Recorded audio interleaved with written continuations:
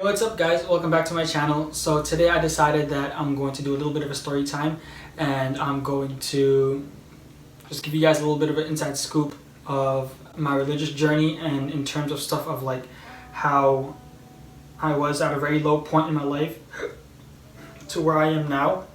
Before I even start the video, I just want to give a little disclaimer saying that I'm not a perfect person. I don't claim to be a priest or to be an imam or of any sort.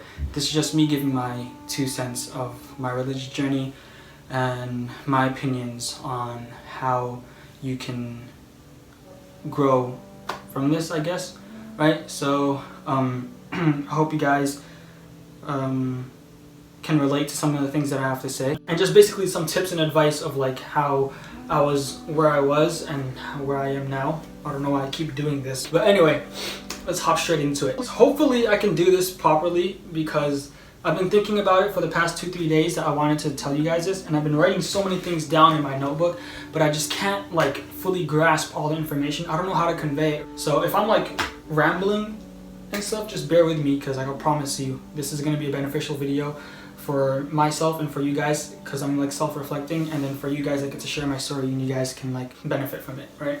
So growing up, I was a little Asian boy. I'm joking. Growing up, I lived a pretty normal life, right, with a normal family. Like my parents, they were pretty religious. My dad always enforced like praying 5 times a day, reading hadith at home and stuff, right, trying to make the atmosphere at home really, really good.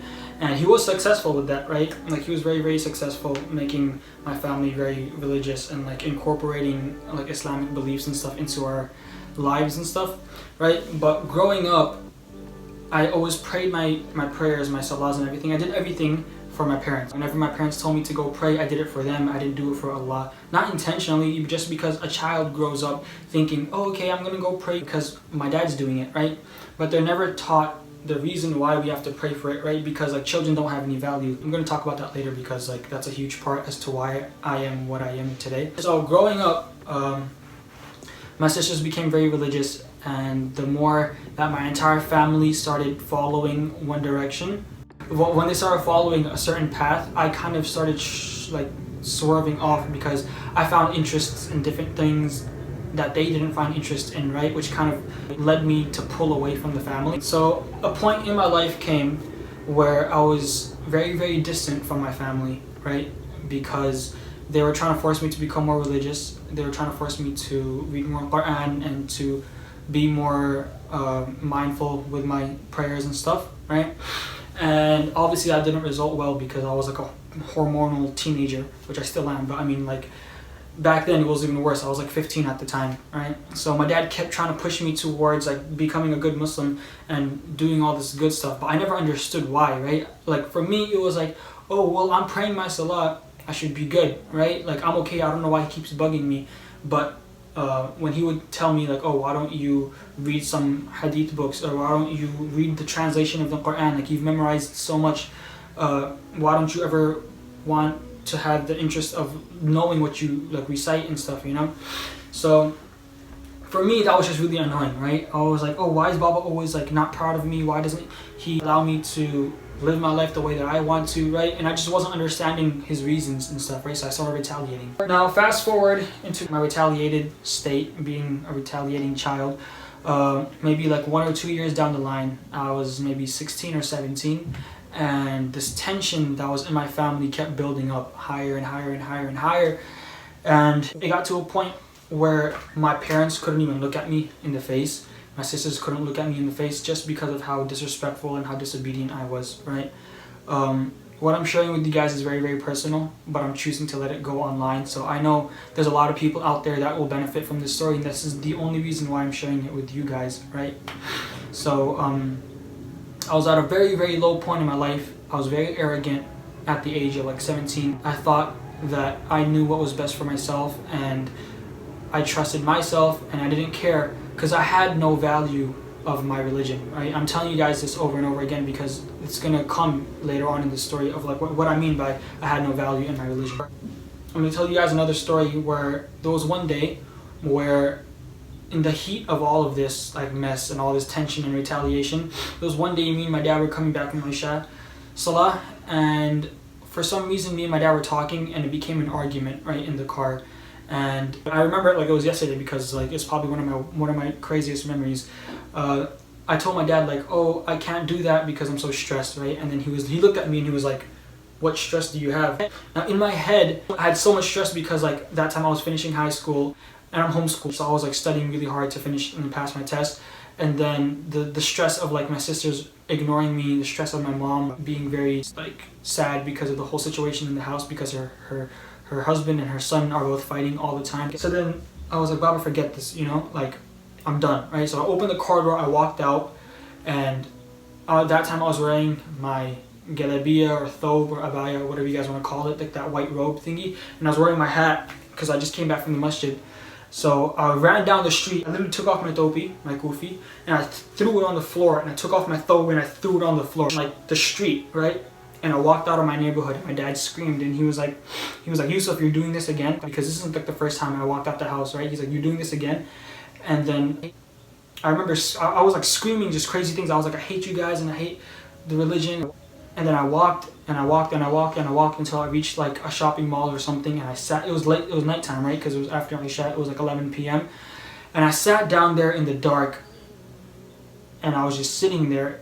And for me, obviously because I was raised in like a religious family, I always believed that Allah exists, right? It's not like I denied that, right? Alhamdulillah, I'm Muslim, but I was just so lost, right? And then I remember in my dua, it wasn't like an intentional dua, but like in my head I was like, Allah, I don't know what the hell to do. And I was crying and I was like, I don't know what the heck to do, just give me another chance and help me, right? I was literally just asking Allah's help, like just asking his help, right?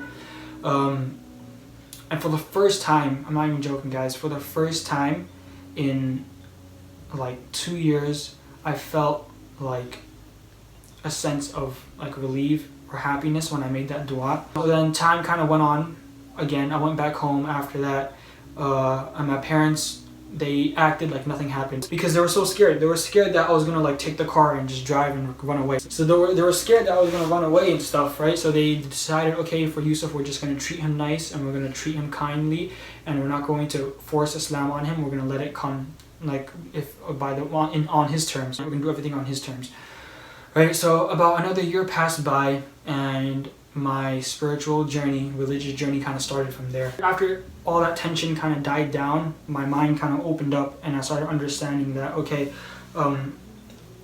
Allah is, the more I prayed and the more I made dua to have a better life, I saw the results happening. So like I would pray more and I would try my best to stay more connected to Allah subhanahu wa ta'ala.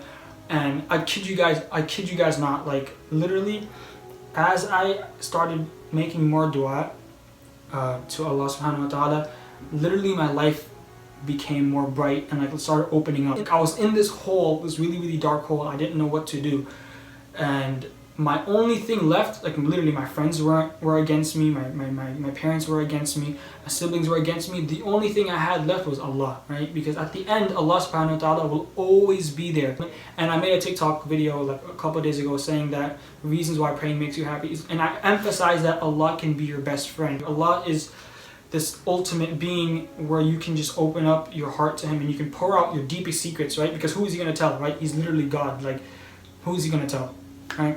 So what I'm basically trying to tell you guys is my value for Allah subhanahu wa ta'ala became so high because I was at such a very low state and I hated my life.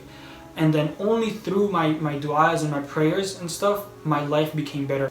So the way I see it is that my life only became better after praying to Allah subhanahu wa ta'ala and stuff, which is why I have such a high value for my prayers and for my du'as and my recitations, because this is very important what I'm about to say. If you keep Allah subhanahu wa ta'ala happy, right, then he will make you happy. But you have to ask yourself, how do I make Allah happy? It's very, very important to understand how you make Allah happy, whether it's through good service or treating your parents right or praying salah or reading Quran. All of these things make Allah subhanahu wa ta'ala happy. I don't want to get too religious on you guys, but this is like the core of my belief as to why I can stay on a steady path now, is because I value Allah's ability to make anything happen. And you guys have to understand that Allah is in control. As I move it, Allah literally controls that. He literally controls my fingers, my joints to move, that I can hit my necklace and it can move. How I'm talking to you guys, Allah, He's the one that's controlling you guys to listen to this whole thing, right? So when you think and you ponder upon those things that I just said, it literally blows your mind. You know what I mean? Like, I'm gonna sound really dumb if I keep going more in depth, but you guys just have to understand that Allah controls everything. When I came to that realization that Allah controls everything, I started realizing that, okay, I'm depressed because Allah isn't happy, right? I have anxiety because Allah isn't happy. My family, my friends, my life isn't going as planned because Allah isn't happy, right? So, alhamdulillah, after like 2-3 years of constant reminding from my family and from my friends and stuff, alhamdulillah, I am a Muslim, and I'm so proud to have found my purpose as to why I pray and as to why I make dua, because I want things in life, you know. I have goals and I have achievements that I want to hit, and in order for them to happen, only Allah can make them happen, because then again, Allah is in control, right? So He's in control of my destiny, He's in control of what happens in my life and stuff. So without Him being happy, none of my goals, none of my things in life can turn out good, right? If I want a good wife, if I want a good career and a good family and stuff, none of that can happen if Allah is angry with me, you know? So that's why I pray, and that's why I make dua for so many things, right? So another thing, guys, is that your dua, you can make dua over and over and over again, right? Allah is always listening. There's not a time where Allah closes off his doors and He's like, okay, I'm not going to listen to you guys. He's always listening for forgiveness. He's just up there waiting for His servants to ask from His treasures. Like, He has millions of treasures, and He's just waiting for us to open our hands and to ask, oh Allah, please forgive me for this, grant me this. And you know what I mean? Like, find your own way to make dua. Everyone has their own way of talking to Allah subhanahu wa ta'ala. The reason why I tell you guys treat Allah like He's your best friend is because everyone has their own way of talking to their parents, and then you have your own way of talking to your best friend. You don't talk to your best friend the same way you talk to your parents. So the way my dua changed was, I went from a very professional, like formal dua, like just reading random duas and stuff, right? Like literally having no value of what I'm saying, right?